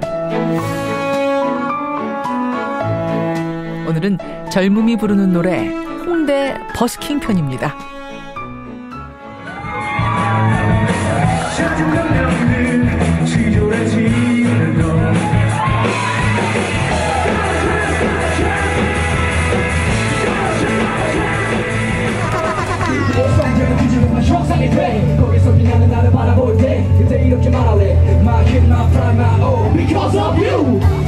젊음의 거리 홍대 입구.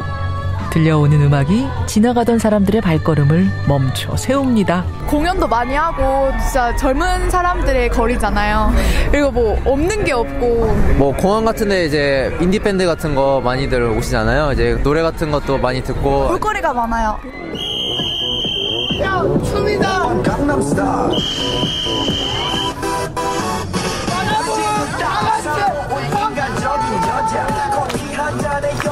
저희 공연 처음이라서 많이 떨리니까 박수도 많이 쳐주시고 페이스북에 검색해 주셨으면 감사하겠습니다.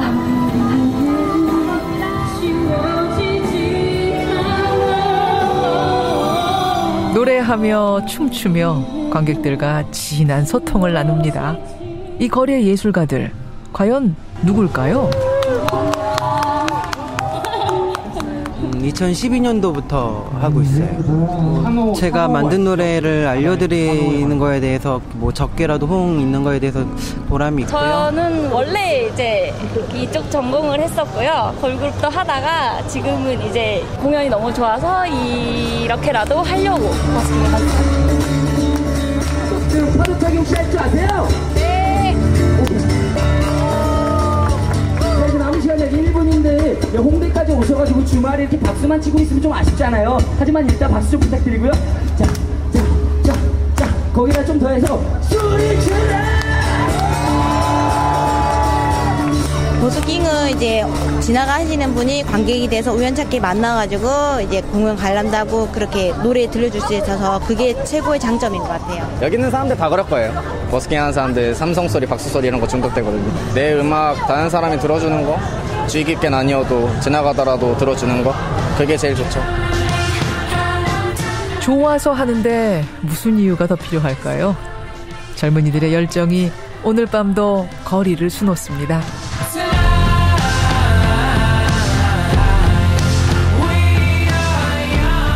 CBS 특집 2017 대한민국 소리유산. 오늘은 젊음이 부르는 노래 홍대 버스킹 편이었습니다.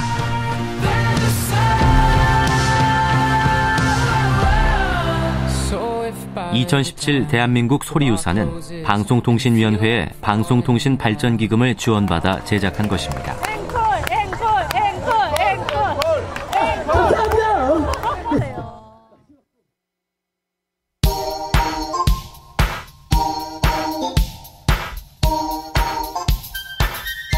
김현정의 뉴스쇼 CBS 라디오와 함께하고 계십니다. 저는 퇴근길 시사자키 정관용입니다.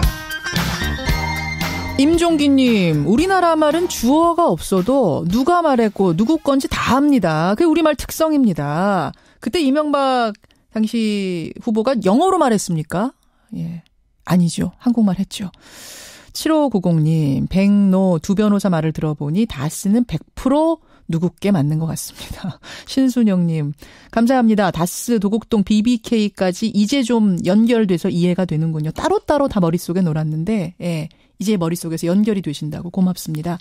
피해자들이 자살까지 했다니 꼭 밝혀내야 되겠다. 이런 문자들이 많이 들어오는. 이선명 님도 너무 쉽게 잘 설명을 해 주셔서 두 변호사께 감사드린다는.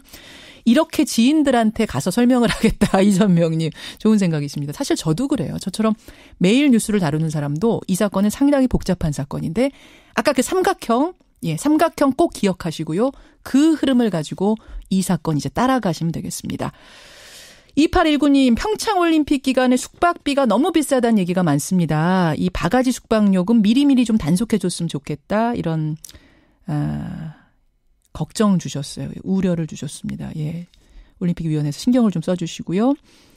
정말 털어도 끝이 없이 쏟아져 나오는 박근혜 정부의 청와대 비리 걱정하신 2322님이 특수활동비 기가 막힙니다. 문자도 주셨네요. 여러분의 의견 고맙습니다.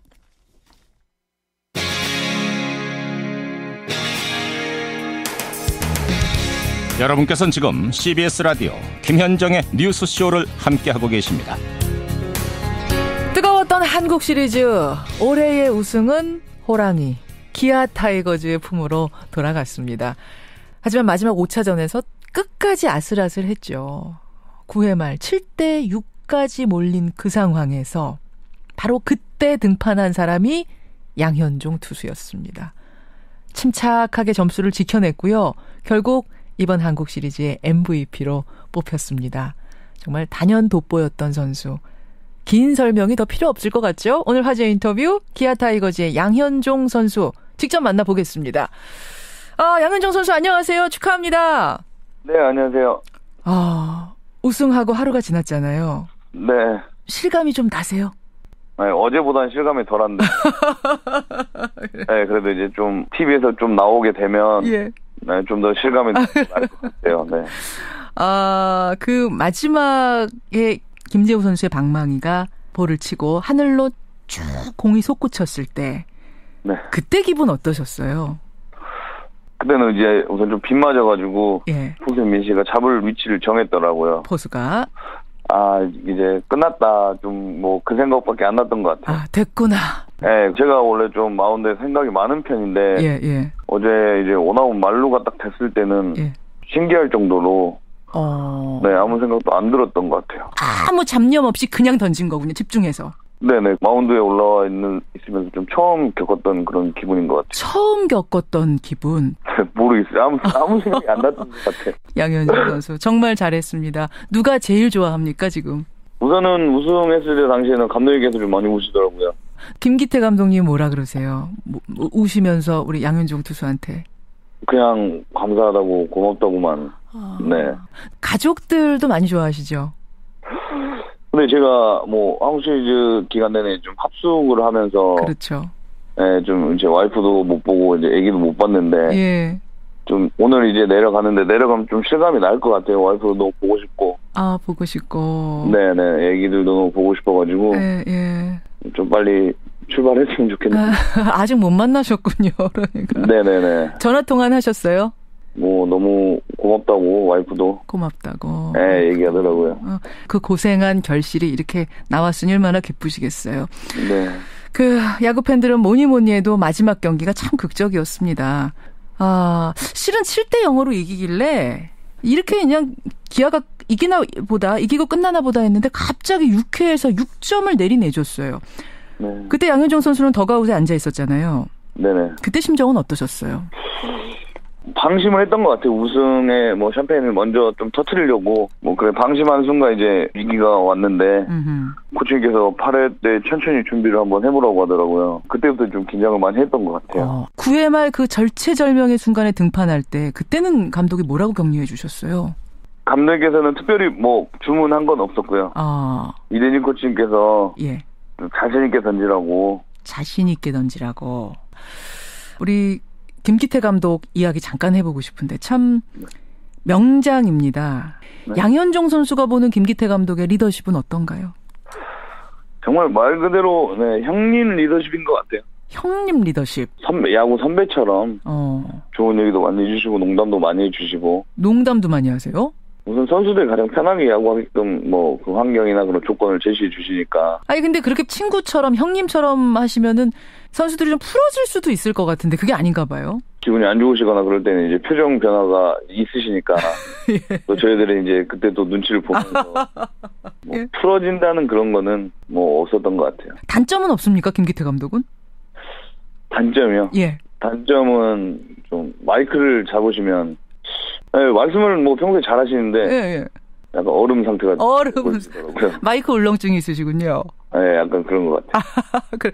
김기태 감독도 한번 인터뷰 초대하려고 그랬는데 저 양현종 선수가 얘기 좀 잘해주세요. 괜찮으시다고. 제가 전달하겠습니다. 그래요. 김기태 감독의 형님 리더십 이런 것들이 다 아까 기아 우승의 발판이 된 거군요. 네, 그리고 저희가 좀 운도 많이 따랐던 것 같고요. 운도? 어떤 부분이 이렇게 운도 따랐다고 보세요?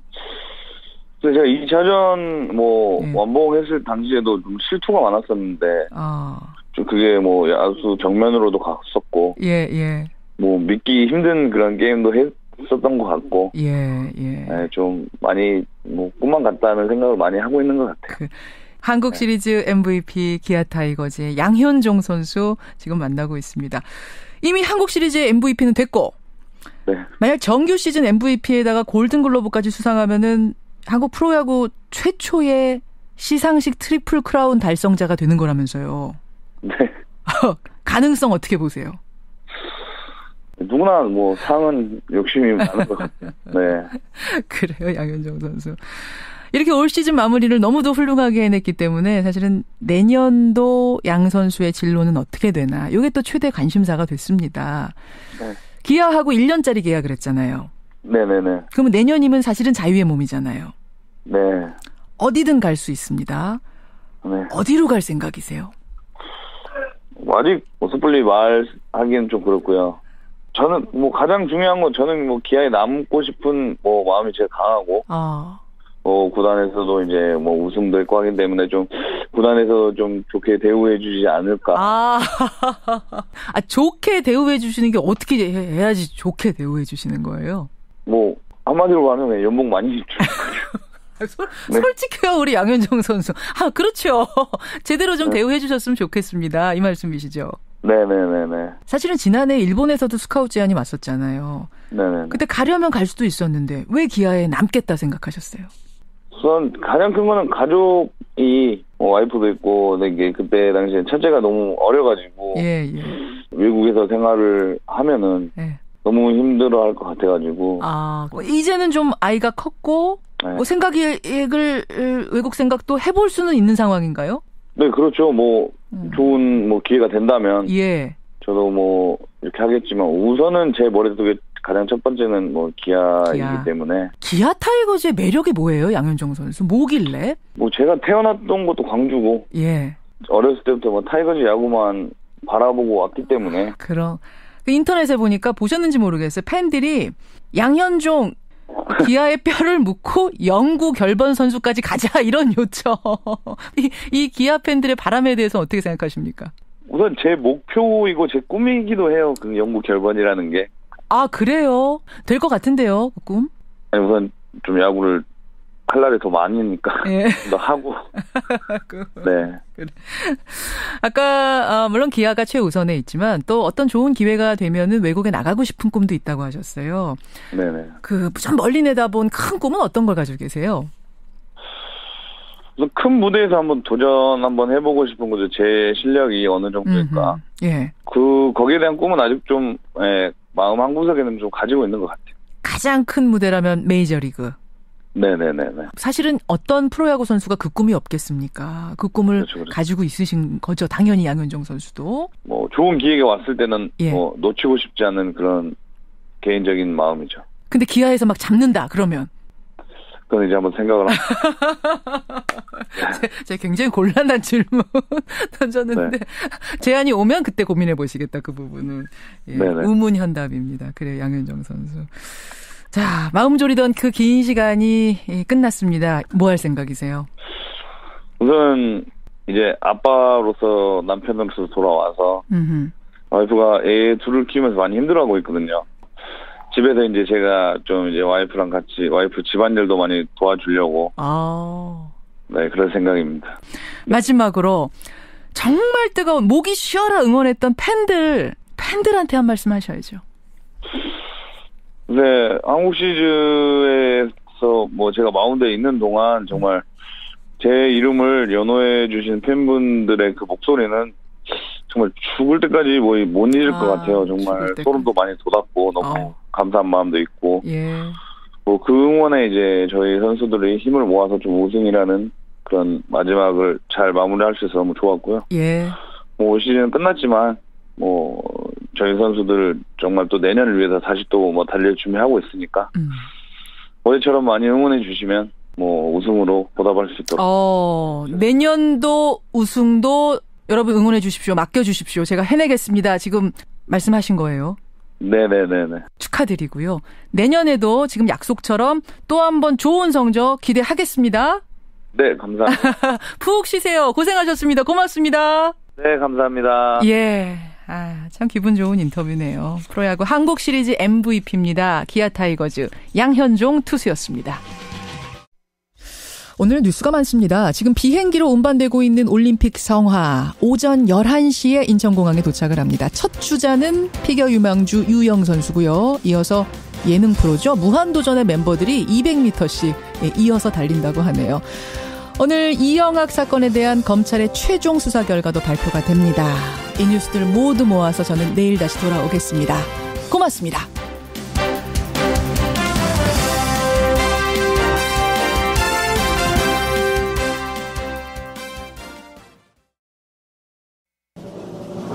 김현정의 뉴스 쇼.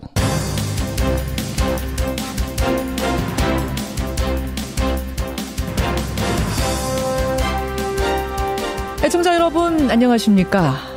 국정원의 특수활동비 한 해 4,800여억 원이 책정돼 있습니다. 영수증 없이도 쓸 수 있는 특별한 이 예산. 그만큼 국가를 위해서 은밀하고 귀중한 정보를 수집하는 데 쓰라 이래서 책정된 돈일 테죠. 그런데 그 돈이 은밀하게 청와대 인사들의 쌈짓돈으로 흘러들어갔다. 그것도 매달 1억 원씩 007 가방에 담아서 4년 동안 40억 원을 전달했다. 글쎄요. 007 가방을 든 걸 보니 겉모습은 정보원이 맞긴 맞는 것 같은데 그 안에 든 것이 정보가 아닌 뇌물 다발이었다니 떠올려보자면 참으로 우픈 광경입니다. 11월의 첫날 김현정의 뉴스쇼 출발합니다.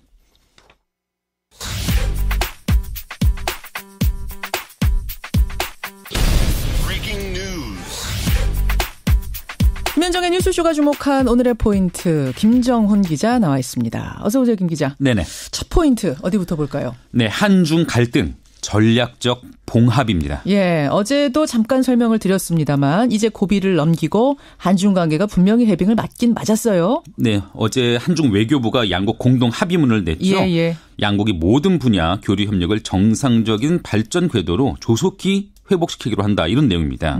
특히 문재인 대통령과 시진핑 주석 오는 10일 베트남에서 열리는 에이펙 정상회의를 계기로 회담을 하기로 했습니다. 예. 이로써 16개월 동안 이어진 사드 갈등이 일단은 봉합되는 모습입니다. 왜 지금 해소가 아니라 봉합이라는 표현을 쓰셨어요?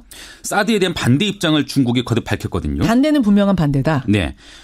한국이 관련 문제를 적절히 처리하길 희망한다. 또 사드 문제에 대해서 계속 소통한다. 이렇게 명시를 해서 갈등의 종지부가 아님을 분명히 했습니다. 또 한국은 사드를 추가 배치하거나 미국 미사일 방어 체계에 참여할 계획이 없다는 입장을 밝히고서야 합의문 도출에 성공을 했고요. 결국은 북핵 문제를 두고 서둘러 한중 관계를 복원시켜야 하는 한국의 이익이 있죠. 또 시진핑 집권 2기를 맞아서 세력을 더욱 확장하려는 과정에 주변국과 갈등이 부담스러운 중국의 이익, 이런 양국의 이익이 맞물렸다. 이런 평가가 나오고 있네요. 그래서 일단은 전략적 봉합이다. 이렇게 지금 말씀을 하시는 거예요. 네. 말하자면 근본적으로 장기적으로 풀어야 할 숙제들은 아마 있다는 얘기가 되는 거고요. 그렇습니다. 다음 포인트는요. 네, 국회를 찾는 문재인 대통령입니다. 오늘 대통령의 시정연설이 예정돼 있죠. 네, 국회 예산안 심사를 앞두고 문재인 대통령이 국회를 찾아서 시정연설에 나섭니다. 예. 문 대통령은 일자리 창출 예산안을 비롯한 각종 예산안 또 법안 처리에 초당적 협조를 요청할 계획인데요. 근데 시정연설 전에 오부 요인 여야 지도부와 사전 환담도 할 예정이라고 하네요. 특히 신방송장악 공세 이런 공세를 펴고 있는 자유한국당은 여전히 냉랭한 기류인데 그렇죠. 대통령 시정연설에 어떤 반응을 보일지 지켜봐야 되겠습니다. 대통령 시정연설을 보이콧하는 거 아니냐 이런 얘기도 나오던데 그 부분도 한번 보시면 좋겠습니다. 마지막 포인트 뭔가요? 네, 어금니아빠 이영학 사건의 결말입니다. 오늘 검찰이 최종 수사 결과 발표하죠. 네, 경찰로부터 넘겨받은 사건을 수사해온 검찰이 수사 결과를 발표하고 이영학 씨를 재판에 넘기는데요.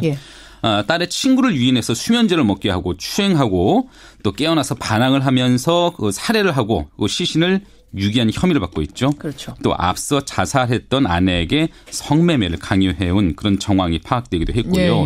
또 그 와중에 이 씨 아내를 성폭행한 의혹을 받아온 이 씨의 의붓 아버지가 스스로 목숨을 끊었습니다. 너무너무 복잡한 사건이었어요. 지금 맞습니다. 전개되는 게. 그래서 어떻게 검찰이 수사 결과를 마무리 지을지 내놓을지 이걸 지켜봐야 될 것 같습니다. 오늘 여러분 최종 수사 결과 나옵니다. 평창 동계올림픽의 성화는 지금 비행기 타고 오고 있는 거죠? 그렇습니다. 오늘 오전 도착합니다. 예, 오늘 오전 도착을 합니다. 오늘 행간에서 이 얘기는 풀어보도록 하죠. 김정은 기자 수고하셨습니다. 네. 검찰은 박근혜 전 대통령의 최측근으로 문고리 3인방으로 불리던 이재만 안봉근 전 비서관을 체포했습니다. 국정원으로부터 거액의 돈을 상납받은 정황이 포착되면서 서울중앙지검 특수본부는 조윤선 전 수석의 자택을 압수수색했습니다. 예, 국정농단 수사의 태풍 속에서도 그 수사망을 유유히 빠져나갔던 문고리 3인방 가운데 두 사람이 있죠. 안봉근 전 청와대 국정홍보비서관, 또 이재만 전 청와대 총무비서관. 이 두 사람이 어제 긴급 체포가 됐습니다. 국정원으로부터 뇌물을 상납받았다. 이런 혐의인데요. 박근혜 정부 내내 그 국정원의 모든 돈을 관리하던 사람이 있습니다. 이현수 당시 국정원 기획조정실장. 이 사람이 자백을 한 겁니다. 국정원의 특수활동비 항목에서 해마다 10억 원씩 4년 동안 40억 원을 이 두 비서관한테 전달을 했다는 겁니다. 본인이. 그런가 하면 조윤선 현기환 정무수석에게는 국정원의 추명호 국장이 월 500만 원씩을 전달했다. 이 사실도 밝혀졌죠. 도대체 이 돈은 뭘까요? 국정원이 왜 청와대 인사들한테 이런 뇌물을 줬단 말인가요? 참 이해 안 되는 점이 많습니다. 청와대 민정수석실 공직기관 비서관 출신이시죠. 더불어민주당 조응천 의원 연결이 돼 있습니다. 조응천 의원님 안녕하세요. 네, 안녕하십니까. 조응천입니다. 참, 그 국정농단 거센 태풍이 불 때도 빠져나갔던 두 사람, 문고리 두 사람이 어제 긴급 체포됐다는 뉴스 들으시고는 어떠셨어요? 좀 늦었지만 그래도 이제 정의에 부합되게 좀 가는 거 아닌가 그렇게 생각을 합니다. 그리고 긴급 체포가 아니고 체포영장으로 체포된 걸로. 체포영장으로. 긴급하게 네네. 체포됐다 이런 의미였던 거군요. 체포영장을 가지고. 네네. 그래요. 긴급 체포는 법원에 영장 없이 그냥 현장에서 체포하는 거고요. 체포영장은 법원에서 영장을 발부해줘가지고 체포하는 거고. 그렇군요. 예, 차이가 있습니다. 근데 어제 페이스북에다가 안봉근 이재만 구속영장 기각될까 걱정이다 이렇게 쓰셨던데 이거는 무슨 말씀이세요? 이상하게 그동안에 우병우 수석 본인이나 혹은 우병우 수석의 범행과 밀접하게 관련돼 있는 그 국정농단의 주축이라고 생각되는 사람들에 대한 영장은 어김없이 기각이 되어 왔습니다. 그래서 이번에도 또 그렇게 되지 않을까 걱정이 되는 거죠. 이번에도 또 그렇게 되지 않을까? 그런데 어제 검찰이 그 기자들 상대로 발표한 내용들을 보면 상당히 지금 혐의점을 강하게 어떤 증거들을 가지고 발표하는 걸로 보이는데 그래도 기각될 가능성이 있다고 보세요? 이번엔 액수가 워낙 크고 하니까. 그 돈이 오간 것 자체는 크게 의심이 없는 걸로 보여집니다. 언론 보도에 의하면 그런데 이제 뇌물죄란 게. 돈이 오갔다고 되는 게 아니고 그 어떤 대가가 있는 돈이 오가야 되거든요. 대가를 바라면서 건넨 돈. 그러니까 김영란법 같으면 그냥 돈이 가면 되는데 그렇죠. 뇌물죄는 대가가 있어야 되기 때문에 과연 그 대가 관계 입증이 잘 될 것인가 또 법원이 거기에 대해 제대로 인정을 해줄 것인가 이런 부분은 지금 남아 있죠. 전에 왜 그 우병우 앞에 가면 서초동이 작아진다 이렇게 지적하셨잖아요. 그것과도 좀 통하는 말씀인가요? 이것도? 예, 그렇습니다.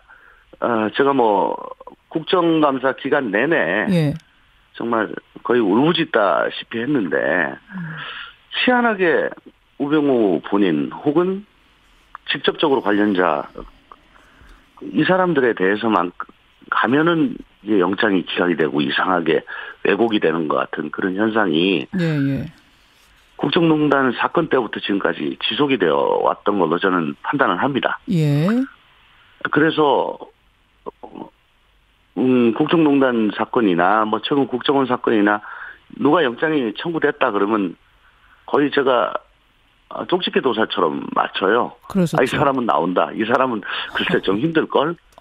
그러면 그게 거의 맞아 떨어지니까 참 환장을 하죠. 이번에 안봉근 이재만 이 두 사람의 구속영장 기각될 것 같은 느낌이 받으세요? 그동안의 제 판단 기준 감으로는 참 힘들죠. 이 사람들도. 참 힘들다. 예. 그렇지만 워낙에 액수가 크니까. 보겠습니다. 그 부분은 그럼. 예. 이번에는 좀 그 감이 틀릴 수도 있어요. 예, 있길 바란다 뭐 이런 말씀처럼 들려요. 그렇습니다. 네. 근데 도무지 이해가 안 갑니다. 제가 앞에서도 말했지만 국정원이 왜 청와대 비서관 개인들한테 뇌물을 바칩니까? 그것도 한 해 10억씩 무려 40억 원. 지금 플러스 알파가 더 있을 수 있단 말까지 나오는데 왜요? 예, 아마 저 비서관 개인한테 준 건 아니겠죠. 그리고 저 이병기 비서실장이 국정원장을 하러 갔으니까요. 그렇죠.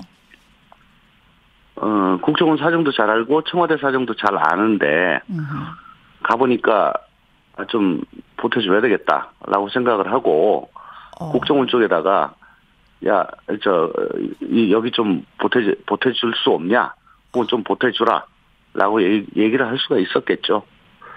뭐 제 추측입니다. 그런 연결고리를 지금 생각하시는 거군요. 결국 안봉근, 이재만 두 사람의 뭐 개인 용돈처럼 뇌물을 준 것이 아니라 그 사람들은 받는 사람이었을 뿐이고 그 돈에 그건 뭐 아직 수사 중이기 때문에 제가 뭐라고 단정하기가 힘들지만 힘들죠. 언론 보도를 종합해 보면 그런 거 같고요. 그럼 최종 기착지는 박근혜 전 대통령이었을 가능성이 크다고 보시는 거예요? 합리적 의심입니다만. 박근혜 전 대통령의 청와대 그중에서도 핵심 파트 그쪽에서 필요한 거 아닌가 싶습니다. 핵심 파트면 어디가 핵심 파트입니까? 그러니까 본관을 구성하고 있는 1, 2부속실과 총무 비서관실, 문고리 3인방이 관장했던 그쪽 파트에서 필요한 돈들은 아니었겠나라고 조심스럽게 추측을 합니다. 그렇군요.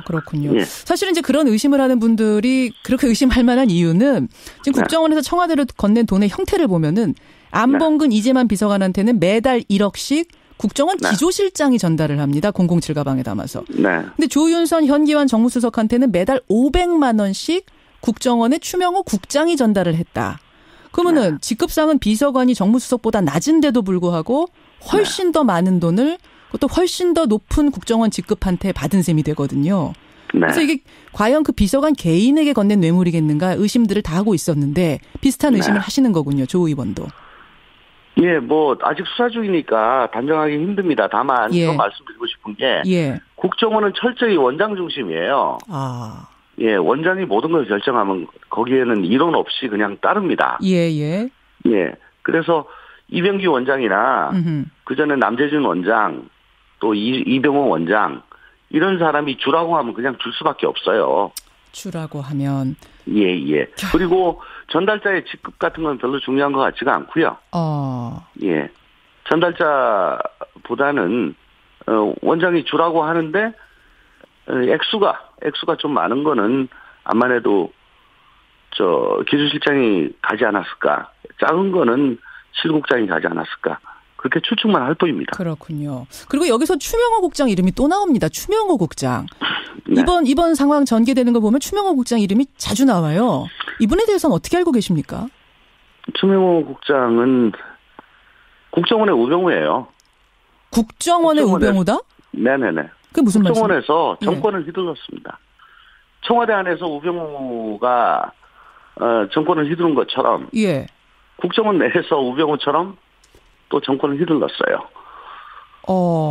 국내 파트가 가장 그동안에 중요하다고 했고 힘이 셌는데 국내 파트를 총괄하는 차장, 2차장을 무력화시키고 또 경우에 따라서는 원장도 무력화시키고 청와대 문고리 혹은 우병우와 직거래를 한 사람입니다. 직거래를 한 사람이 아니 일개 국장이 어떻게 국정원장까지 무력화시킬 정도의 힘이 생깁니까? 그거는 대통령의 최측근들이 그렇게 신임을 하면 그건 가능한 거죠. 최측근들이. 그럼 이 사람을 그렇게까지 신임했던 사람은? 우병우. 그리고 안봉근.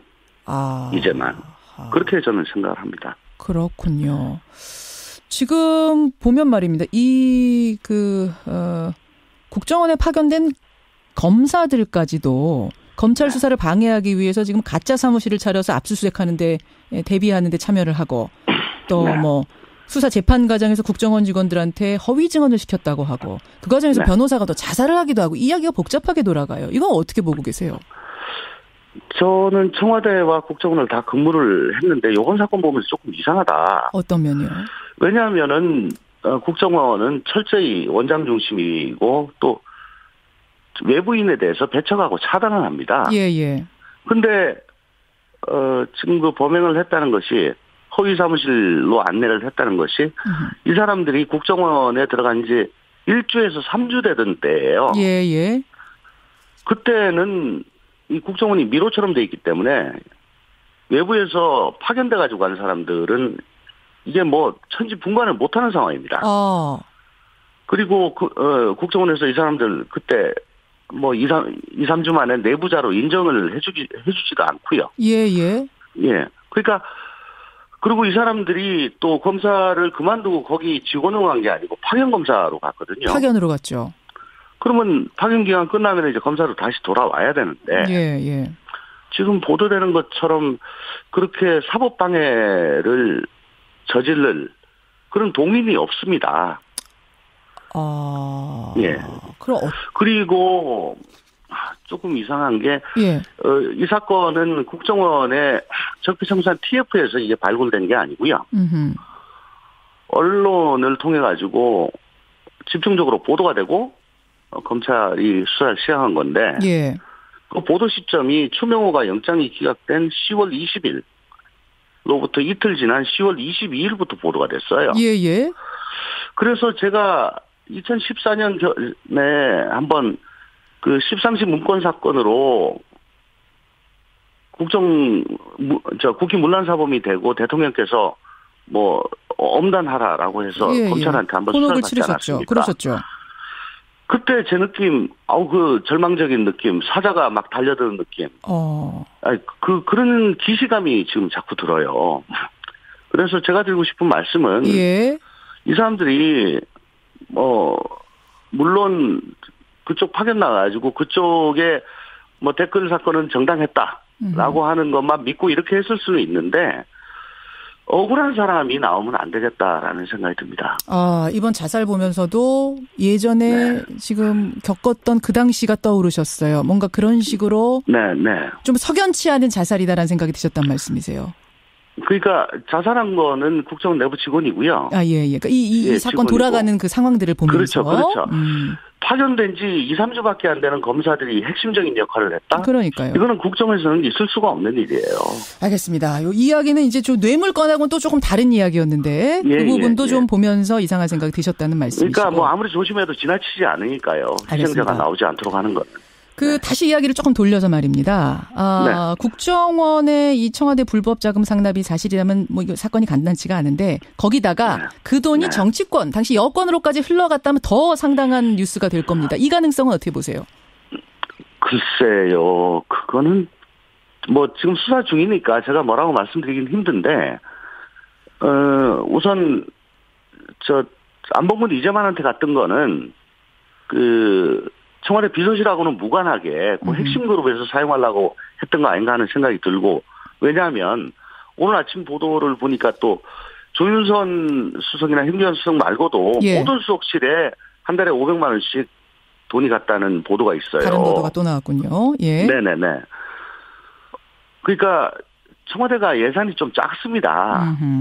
작기 때문에 아껴 쓰고 여름에 에어컨도 안 켜고 그렇게 살았었는데 이걸 가지고 뭐 정치권에 줄 여유도 없었을 거고. 그건 아니었을 것으로 본다. 청와대가 정치권에 돈을 줄 위치가 아니죠. 청와대가 거의 대부분의 입장에서 보면 갑이라고 할 수가 있는데. 알겠습니다. 여기까지. 수사가 돼봐야 알겠지만 그건 조금 아닌 것 같습니다. 뭐 여기까지만 들어도 충분히 충격적이네요. 조홍천 의원님 말씀 고맙습니다. 네, 감사합니다. 더불어민주당 조홍천 의원이었습니다.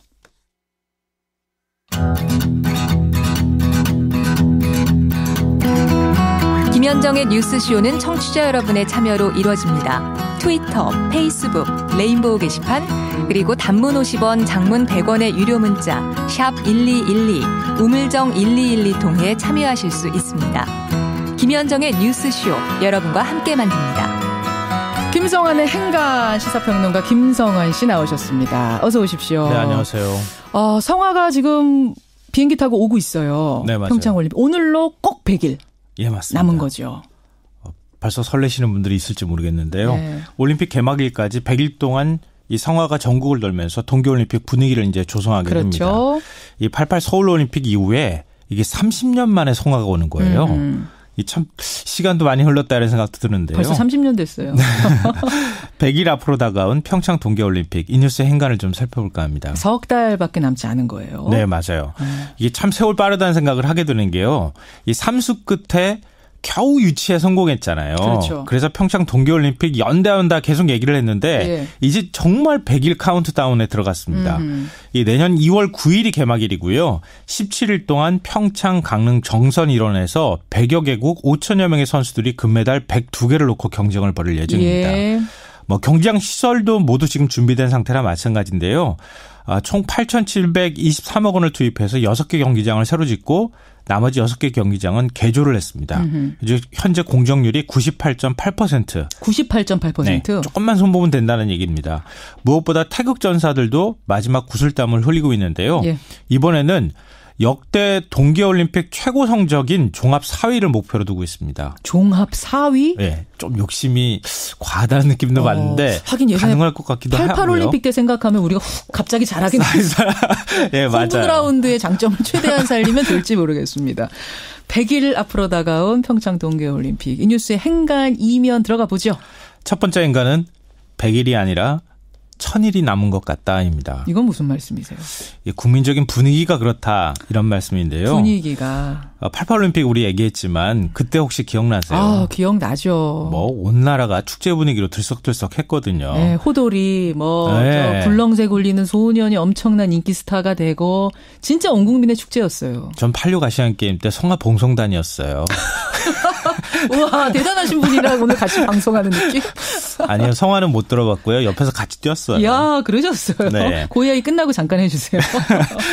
근데 그 국민들 중에서 아직 100일 남았다고 하는 사실조차 모르시는 분들이 맞아요. 있을 것 같습니다. 예. 그러니까 올림픽 입장권이 얼마나 팔렸느냐 이걸 보면 또 알 수가 있는데요. 평창올림픽 입장권 얼마나? 30%대밖에 안 돼요. 지금 판매율이. 팔고 있어? 이거 모르시는 분도 많을걸요. 예. 예매하고 있습니다. 지금이라도 늦지 않았습니다. 예. 사흘 전 일본이 2020년 도쿄올림픽 개막 1000일을 앞두고 행사를 했거든요. 예. 100일도 아니고 1000일을 앞두고 비가 오는 날씨에도 열기가 대단히 뜨거웠습니다. 그런데 우리는 올림픽 방송을 주관하고 붐업을 해야 되는 역할을 해야 할 공영방송 KBS, MBC는 60일 가까이 지금 파업 중에 있습니다. 그렇죠. 이럴 때 방송 역할이 좀 중요하거든요. 그러니까 분위기만 보면 100일이 아니라 1000일 남은 것 같다 이런 얘기입니다. 그러니까 방송사들은 지금 진통을 정상화 과정 진통을 겪는 중인데다가 최순실 국정농단 사태가 한바탕 휘몰고 가기도 했고 여러 가지 상황들이 안 받쳐주니까 국민들은 100일인지도 모르고 있고. 네, 다른 데 신경이 다 지금 가 있는 거죠. 자, 두 번째 행간은 뭡니까? 두 번째 행간이 바로 방금 전에 말씀하셨던 내용입니다. 최순실 국정농단 트라우마 상처가 너무 크다입니다. 커도 너무 크다. 네, 동계올림픽 분위기가 조성되지 못하는 거는 예전하고 좀 다르게 대규모 스포츠 이벤트에 대한 국민들의 피로감도 좀 있거든요.